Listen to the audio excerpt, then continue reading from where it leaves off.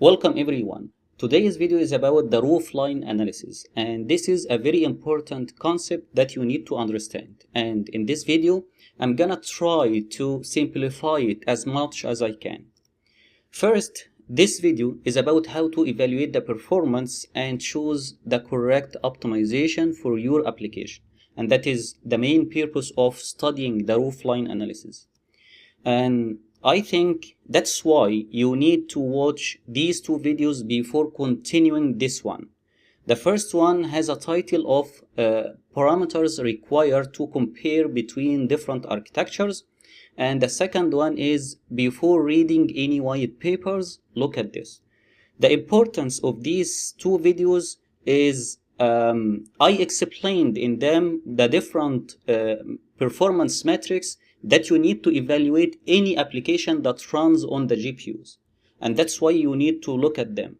By looking at them, you will understand the difference between the bus speed, the data size, the memory throughput, the instructions throughput, and so on. So please, before continuing this video, go back and watch these two videos. As I said, I explained the performance parameters that we need today, such as the throughput in these two videos or in these lectures. The main purpose of today's video is we need to determine if the application is a compute or a memory bound. And this is very important because if you say, for example, that your application is a compute bound, then you will search for optimizations for the computations. And if your application is a memory bound, then you will focus on optimizations that has to do with the memory, as we did in the reduction, in the vector reduction applications, right? If you remember what we said about the memory, about the vector reduction applications, we were using memory optimizations such as, for example, we were using the shared memory instead of the global memory, and then we were using some filters just to access a specific locations in the memory, and then we used, for example, the shuffle operations. All of these methods were memory optimizations methods, right? And the reason behind that is the vector reduction application was a memory bound application, and I'm going to prove that for you today at the end of the video when I show you the practical example. Okay, so if you understand the roofline analysis, then you will be able to determine if your application is a compute bound application or a memory bound application. And once you know that, then you will be able to determine your path for the optimization. So that is what I said here. Based on that, you can use the appropriate optimizations for your application. So now, to evaluate the performance of any application that runs on the GPUs, we need to calculate two important parameters. The first one is the memory bandwidth. And the memory bandwidth is measured by how many gigabytes per second can be accessed per second. And I prefer to use terabytes because most of the recent GPUs, even from NVIDIA or AMD, they provide a throughput more than 1 terabytes. For example, if you remember in the Ampere architecture, it was 1.5 terabytes per second. The second one is the instructions throughput, and this is also very important.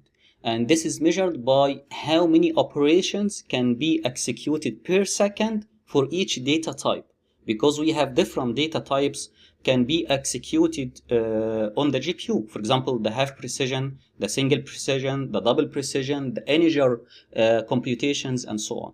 So the instructions throughput is measured by how many operations per second can be executed on that core or on that data type. And from the Ampere architecture white paper, as you see here, we can look at the last column here. for the single precision, the FP32, I don't know if you see my mouse, but I'm referring to the first row here. The FP32 using non-tensor core, non-tensor cores, because we have two types of cores, if you remember from the first section. We have the normal cores and the tensor cores. And the tensor cores usually used with the matrix multiplication. Here, this row refers to the normal cores, not the tensor cores. As you see, we can get up to 19.5 teraflops from the normal cores.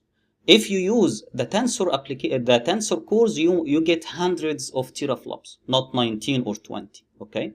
So now we know the peak value for the single precision of the non-tensor cores. Okay. And then for the double precision, as you see, we have 9.7. For the integer values, we have 19.5, because if you remember from the discussion of the Ampere architecture, we know that the number of cores for integer is equal to the number of cores for the FP32. That's why they provide here the same instructions throughput. And then if you go down here for the memory bandwidth, you can see that it is 1.5 teraflops per second. It is written in gigabytes, but if you divide by 1000, it will be 1.5 terabytes per second. And here again, these are the peak values. This means that your application might provide the peak values or other values less than these peak values. And that is very important here. I need this piece of information I think in the next slide. Okay, so it is very important. These are the peak values, and any application that we run on the Ampere architecture or the A100 GPU might provide a memory bandwidth less than 1.5 terabytes per second and instruction throughput less than 19.5. And I'm going to focus on the single precision only today. But here I want to say that this is not enough. Why it is not enough? Because as I said, we need to compare them with the peak values. So if I am measuring the performance of any application, I cannot just say this application provides, for example, 1 terabytes per second. Is that good or bad? You need to compare that value with the maximum value. So we have 0.5 as a peak, and the application provides 1 only.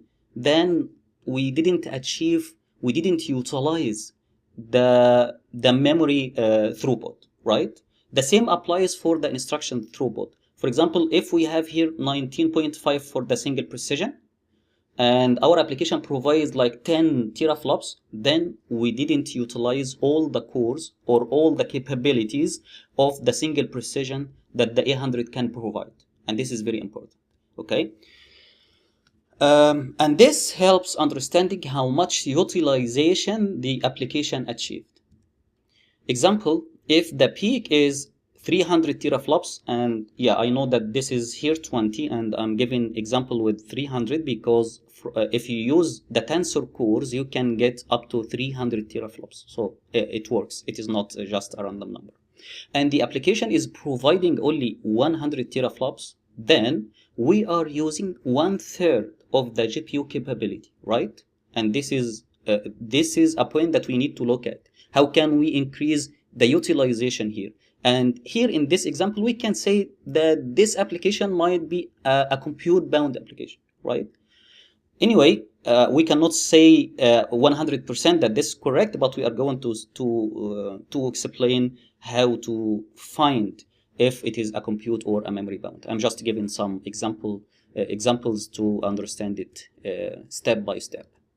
So my question here is, if the peak memory bandwidth is 1 teraflops per 1 terabytes per second, or terabytes, yeah, and the application provides 1 terabytes per second, can we say that the performance of this application is good?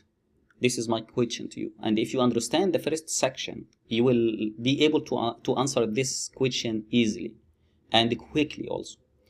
Using the memory bandwidth only is not a good way to judge the performance of the application, because if you are achieving the peak, as in this example, the peak memory bandwidth, this might be because of you are using too many memory operations. And if you are using too many memory operations, this might affect the compute operations, because in any GPU you have two paths.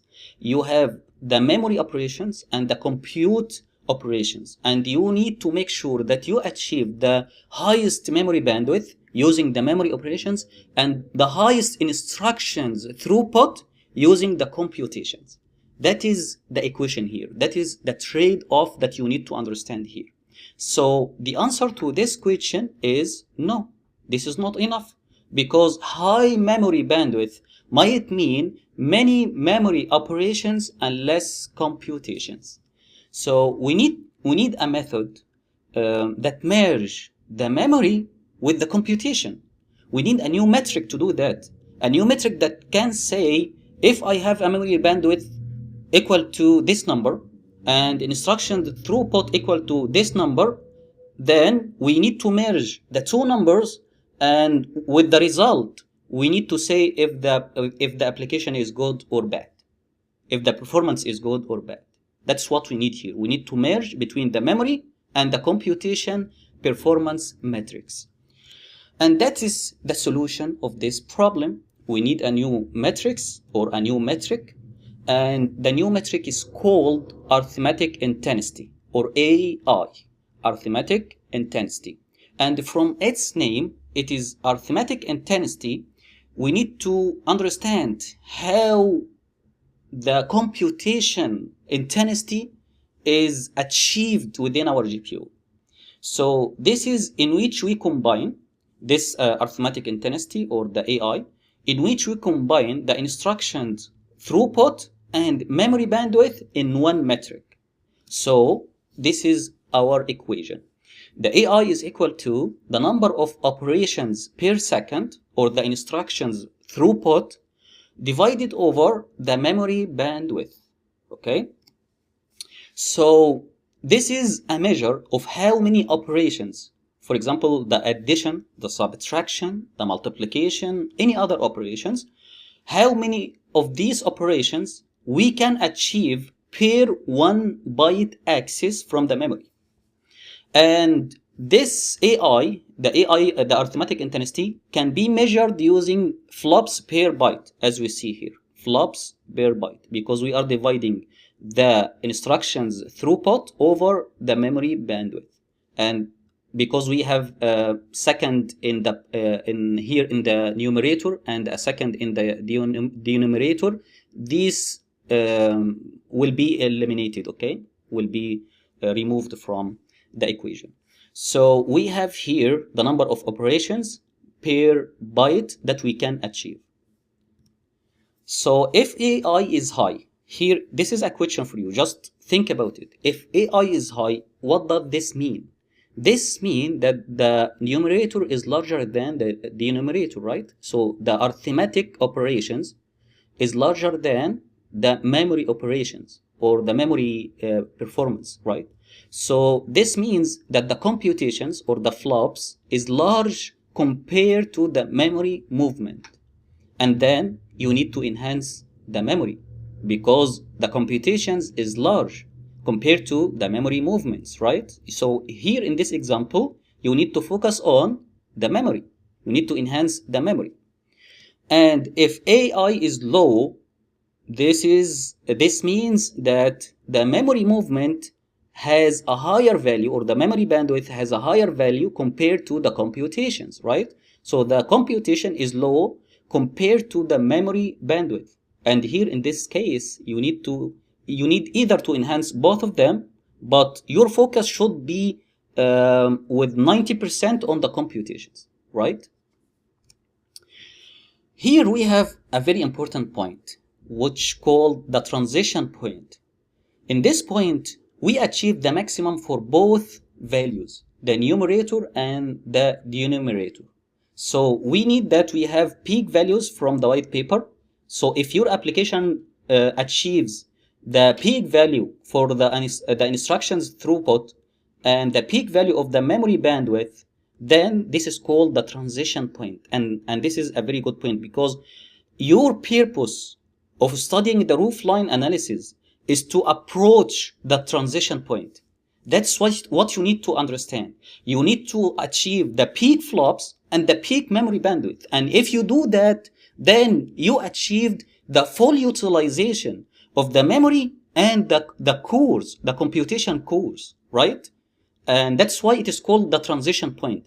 And using the transition point, if the value is the right hand side of the transition point, then you will focus on the computation. If it is on the left side of the transition point, then you need to focus on the memory. So from that equation, we can say that the performance, the teraflops, is equal to the AI multiplied by the memory bandwidth, because usually we focus on the teraflops, the final teraflops.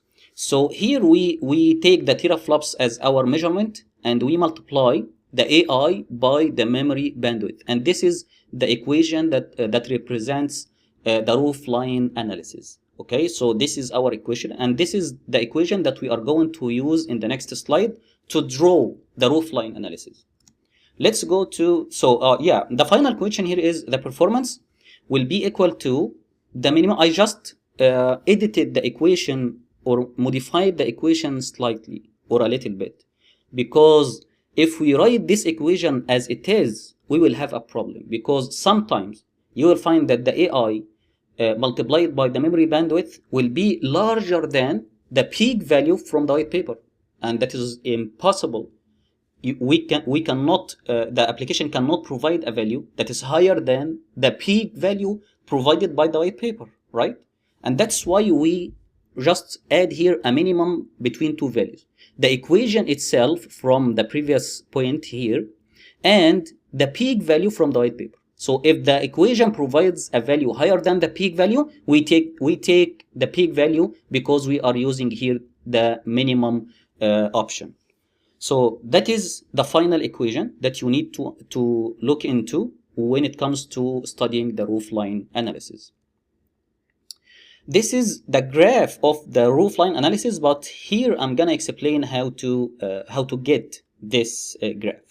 So how to draw the roofline graph, and this is very important.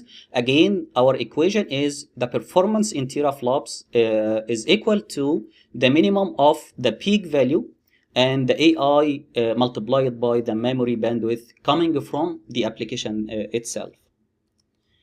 So when you run an application, you need to know its memory bandwidth, and you need to know the arithmetic intensity, and then from these two values you should calculate the teraflops, and using the value calculated of the teraflops, you can determine if it is a compute bound or a memory bound. Again, this is from the white paper as we explained. That means that for this equation, we know one value here, the peak value, because it is written here as 19.5 in this in the A100 GPU. So in the A100 GPU, this is our maximum memory bandwidth, 1.5 teraflops per second, and the instructions peak value, the instructions throughput peak value is 19.5 teraflops. So in this graph, we usually put the y-axis at the performance. So, and this is this applies for any equation. If you have something on the left, this is gonna be the y-axis, and the equation on the right will be on the x-axis. So this is not something new. So y-axis is the performance measured by the teraflops, and the x-axis is the AI, not the AI multiplied by the memory bandwidth. So don't worry about this. This is how they draw the roofline analysis. And as you can see here from this graph, this is the y-axis. It is the attainable flops per second, or flop per second. And here the arithmetic intensity on the x-axis measured by the flop or the operation per byte. How many operations we achieved per 1 byte axis. I need you to read it as at this, because if you read it at this, you will be able to understand the meaning. So the question here is, what is the maximum value we can get from this equation? And the answer is 12.5. This is, I'm asking here about the arithmetic intensity, the maximum value for the arithmetic intensity, because we know the maximum value for the instructions and the instructions throughput and the memory bandwidth. So now I'm asking about the transition point. Do you remember the transition point? The transition point is equal to the maximum flops over the maximum bandwidth. So it is gonna be 12.5 flops per byte.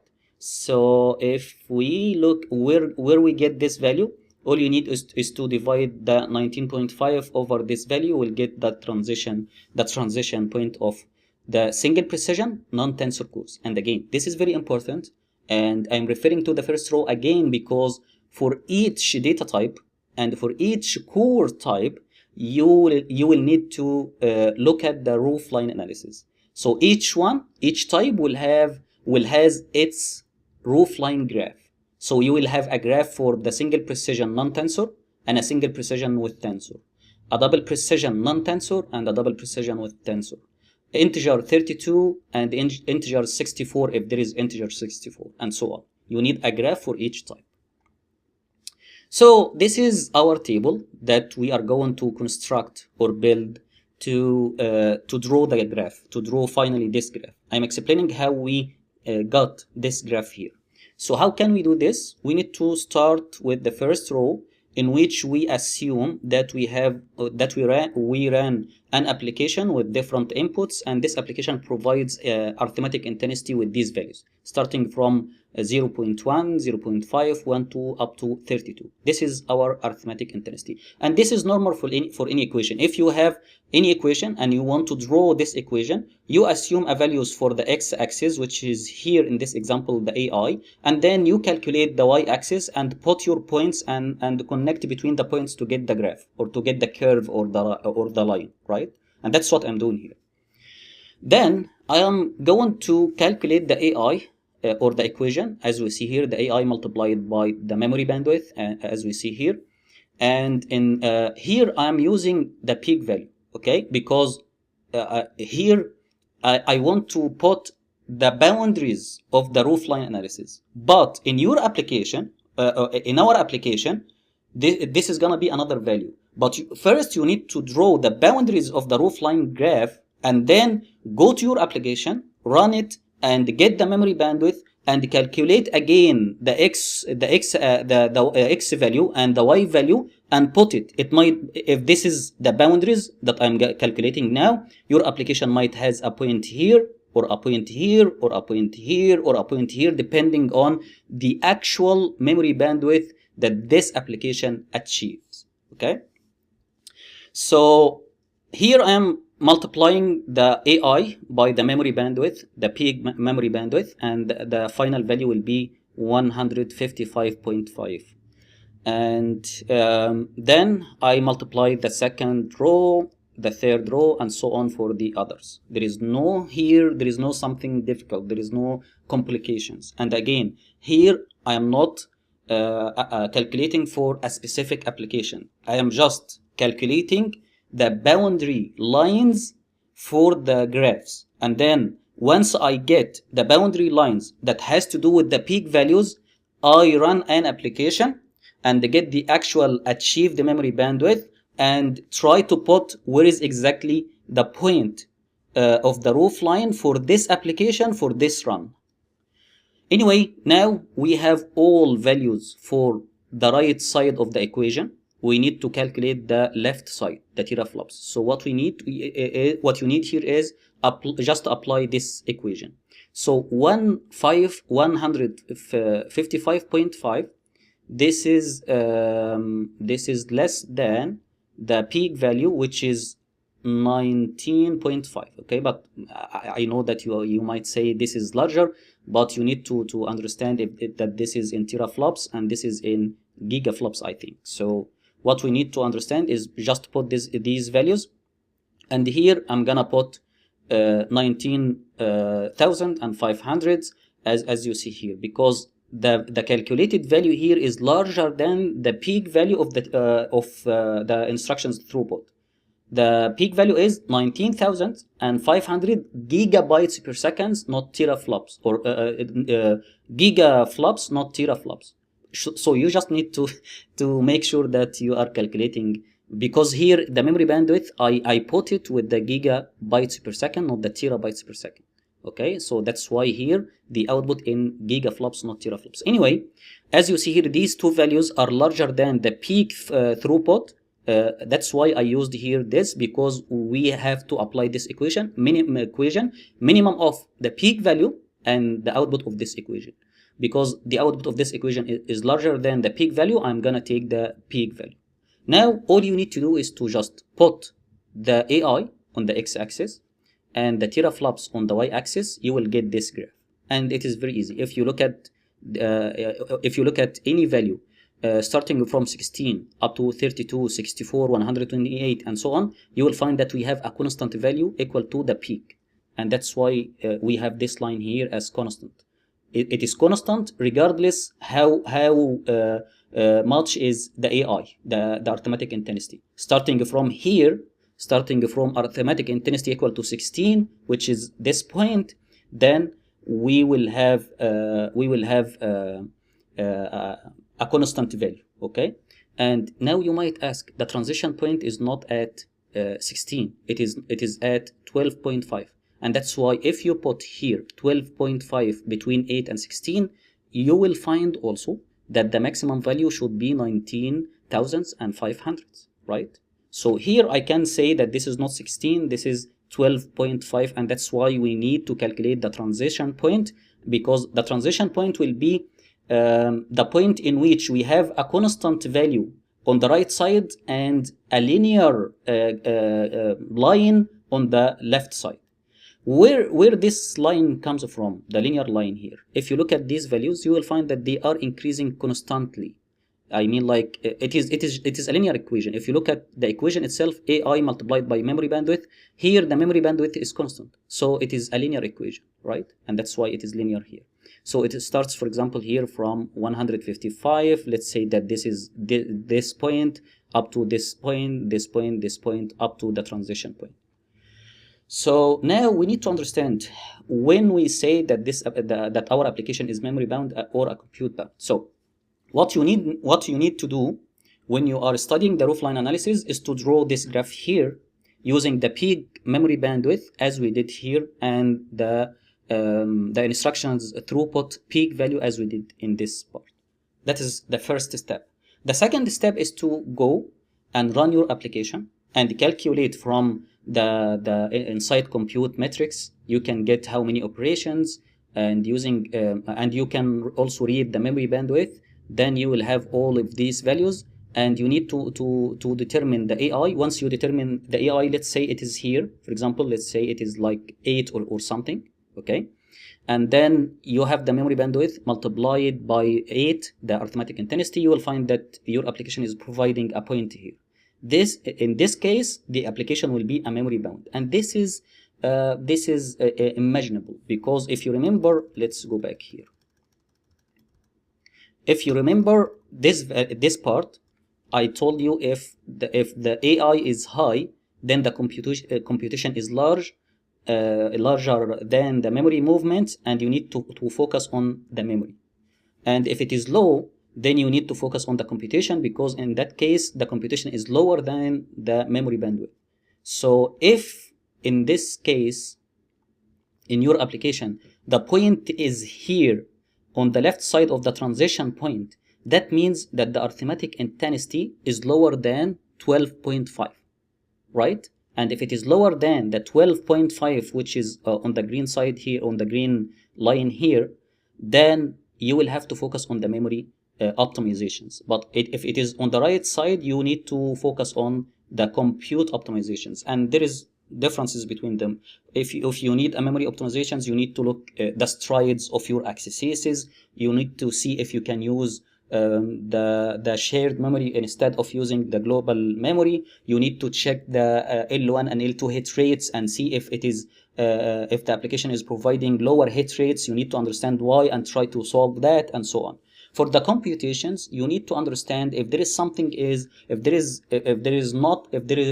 no enough parallelization. So you need, if there is a dependency between the instructions, you need to work on that dependency, because if you remove the dependency, then you remove a lot of stalls between the computations or the arithmetic operations and so on. So these are two different paths that you need to understand when it comes to the optimizations.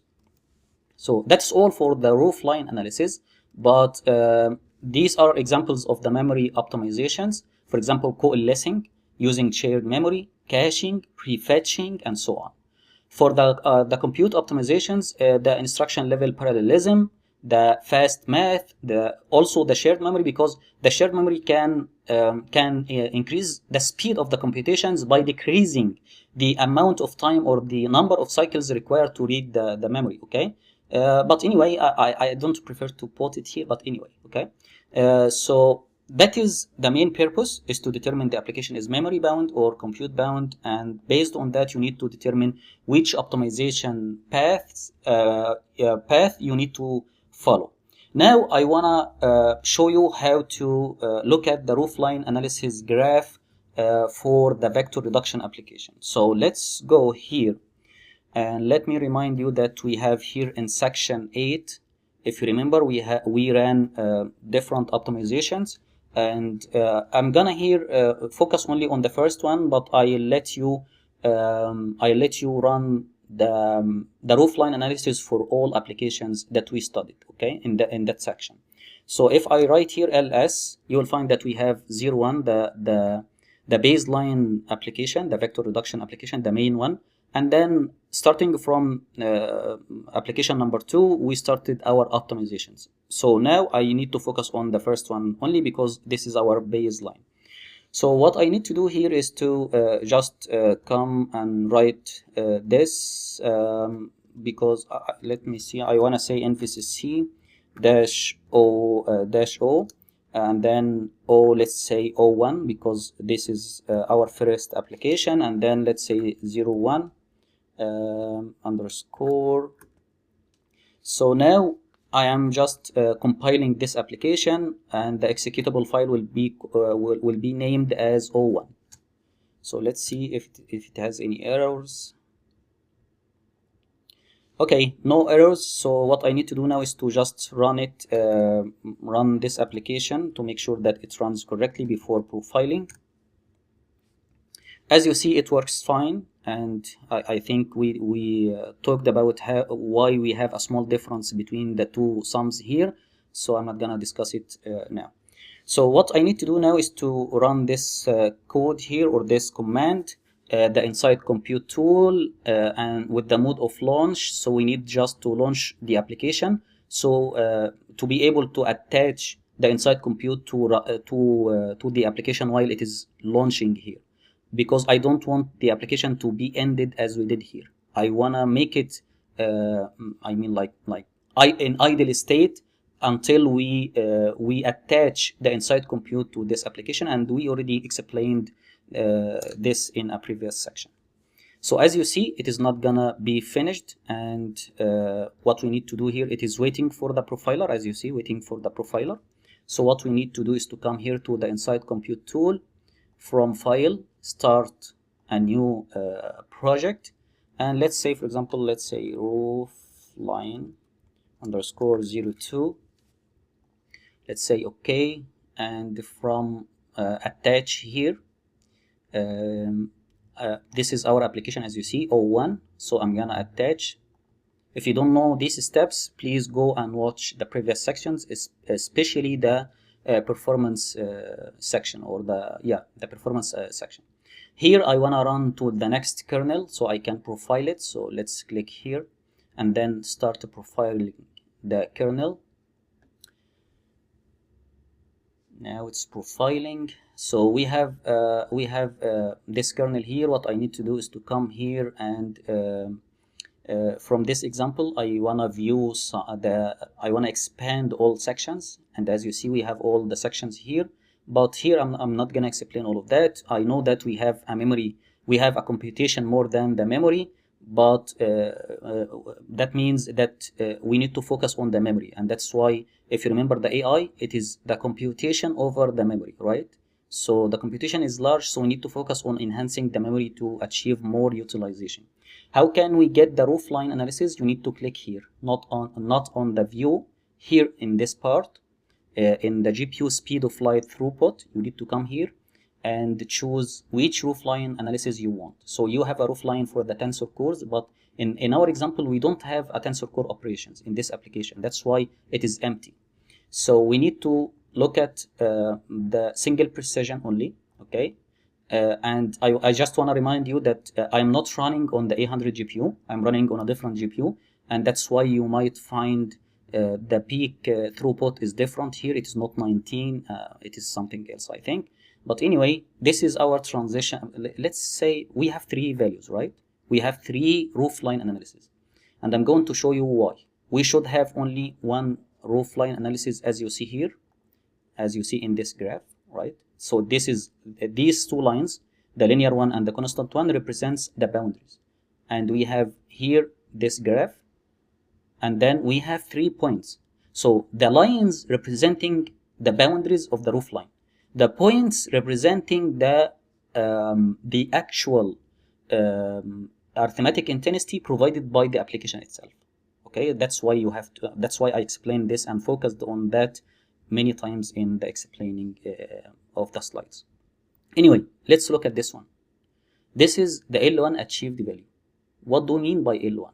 I'm gonna explain that. Here in this point, this is the DRAM achieved value, and that is what I was explaining to you.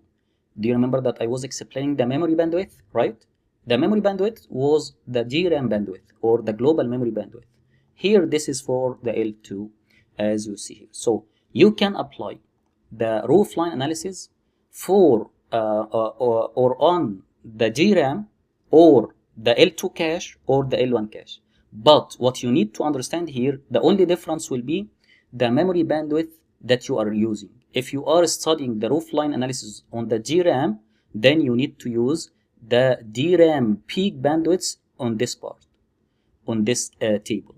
If you are studying the L2 cache roofline analysis, then here the memory bandwidth will be replaced with the peak L2 bandwidth. The same applies for the L1. That is the only difference here.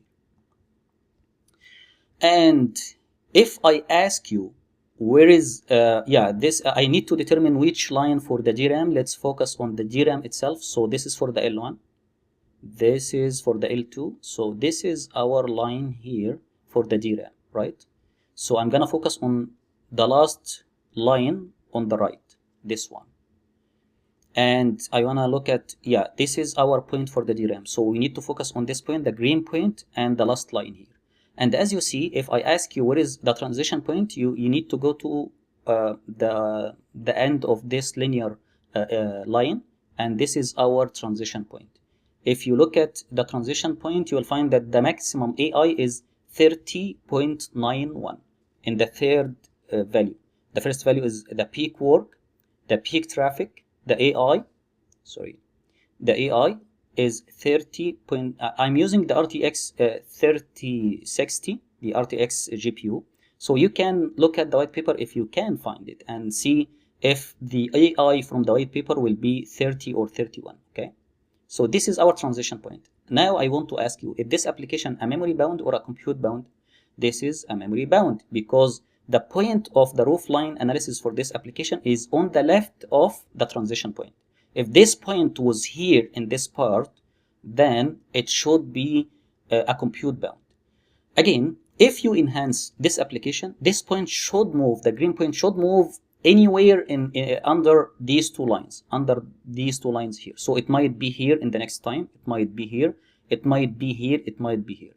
But if you are enhancing the application, it should, I cannot say it must, but I can say it should approaches the transition point.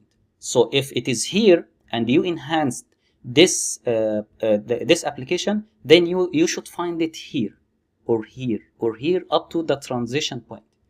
And if your application is a compute bound, you should see the roofline point here, and once you enhance the application, it should be here, here, here, approaching the transition point. Because as we said, the ideal case is to achieve AI or arithmetic intensity equal to the transition point. the transition point teraflops, or the transition point value. Okay, so I hope that is easy for you. What I wanted to do is running the enhanced or the optimized vector reduction application to see what will happen to this point. I don't know if we can, let me see.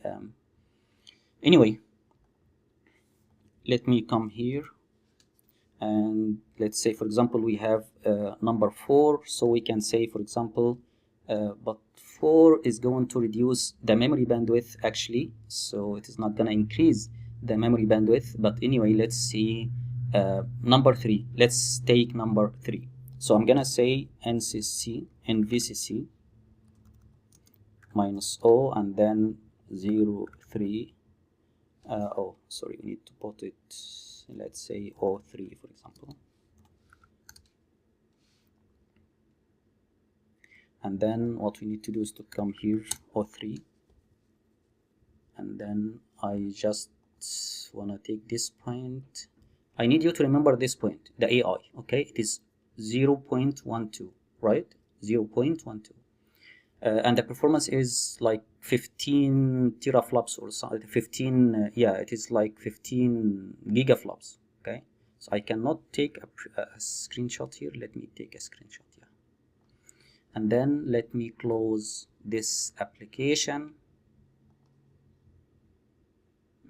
I don't need to save a new application, or 3 anyway, any name, and then let's attach to O3.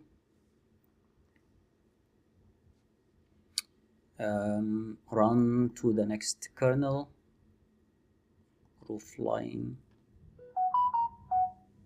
sorry, details, view expand, and then here single precision, and let's see, look at the point and see, as you see, 0.66, and the performance is 177 gigaflops. Do you remember the other two values? I can't remember where are the other two values, but I can just come here and say paint.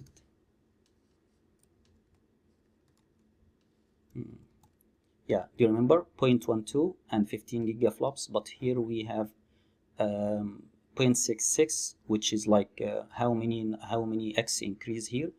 If we divide, let's divide here, calculator. Let's say 0.66 over 0.12, so 5x increase in the AI, or the arithmetic intensity, and I think like 40% increase in the flops, or the output performance. And that's why this application is faster than the previous one. I hope that now you understand what do we mean by the roofline analysis, and what is the main purpose of studying the roofline analysis. And I'll be happy if you comment or send me any question about this. And also, if you have something that you think it is a very interesting thing to be added to the course, just send me a message. And thank you for watching this video, and see you in the next one.